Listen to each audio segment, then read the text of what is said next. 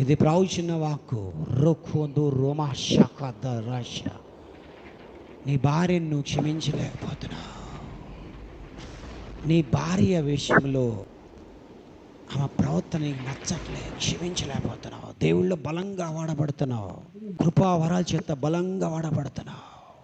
తురా కాందర్ రామాష. నువ్వు క్షమించకుండా, నీ భార్యని క్షమించకుండా కడుపులో పెట్టుకున్నావు. నాకు సహకారంగా ఉండట్లేమే, నేను బాధపడుతూ పరిచర్య చేస్తున్నావు. దైవజనుడా, నీ పేరులో మొదటి అక్షరం ఏ వస్తుంది? ఏతో నీ పేరు మొదలైద్ది. బలంగా వాడబడుతున్నావు. నువ్వు ఇట్లానే కొనసాగితే, నువ్వు ఇట్లానే క్షమించకుండా, నీ భార్యని క్షమించకుండా, నీ పక్కనున్న పరిచారాలను క్షమించకుండా కనుక సాగితే, ఒక స్త్రీతో వ్యభిచారంలో పడబోతున్నావు.